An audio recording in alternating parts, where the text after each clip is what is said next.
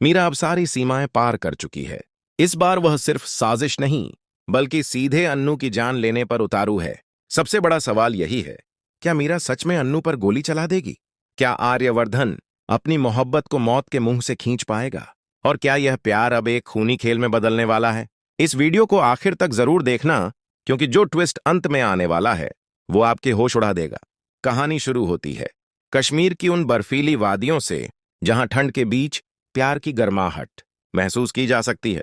चारों तरफ सफेद बर्फ, शांत माहौल और उसी सुकून के बीच आर्यवर्धन घुटनों पर बैठकर अन्नू से अपने दिल की बात कह चुका है। अन्नू उसकी बाहों में है। दोनों की आंखों में सपने हैं, भरोसा है और एक नई जिंदगी की उम्मीद है।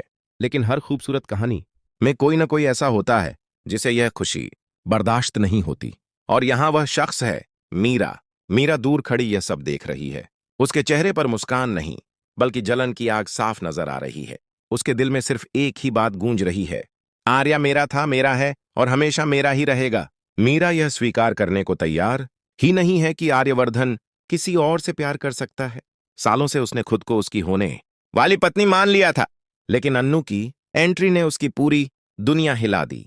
मीरा का दिमाग अब तर्क से नहीं, पागलपन से चल रहा था। वह अपनी गाड़ी के पास जाती है, एक बैग निकालती है और उसमें से बाहर आती है एक बंदूक। हाँ दोस्तों, अब मीरा किसी भी हद तक जाने के लिए तैयार है।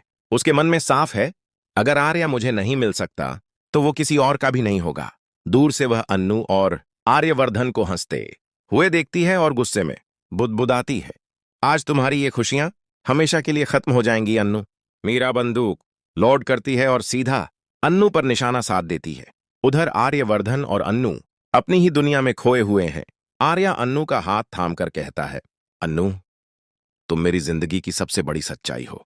तुम्हारे बिना मैं अधूरा हूं। अन्नू की आंखें भर आती हैं। आर्या, मुझे डर लगता है, तुम्हारी दुनिया बहुत खतरनाक है। आर्या मुस्कुराकर जवाब देता है, जब तक मैं तुम्हारे साथ हूं तुम्हें कोई छू भी नहीं सकता। लेकिन उन्हें क्या पता था कि मौत बस कुछ कदम दूर खड़ी है। मीरा के हाथ कांप रहे हैं, लेकिन उसके दिल में डर नाम की कोई चीज नहीं है, सिर्फ बदले की आग है। उसे याद आता है कि कैसे हर बार उसकी साजिशें नाकाम होती रहीं। कभी एक्सीडेंट का प्लान, कभी बदनामी की चाल, कभी आर्या को अन्नू से दूर करने की कोशिश, लेकिन हर बार किस्मत अन्नू के साथ खड़ी रही। और यही बात मीरा को सबसे ज्यादा तोड़ रही थी। अब मीरा ट्रिगर पर उंगली रख चुकी है। कैमरा स्लो मोशन में अन्नू की मुस्कान दिखाता है, आर्यवर्धन की प्यार भरी आंखें और पीछे मीरा की नजरों में मौत। तभी अचानक एक पत्थर गिरने की आवाज होती है। आर्यवर्धन पीछे मुड़ता है और मीरा को बंदूक के साथ देख लेता है। मीरा, ये तुम क्या कर रही हो?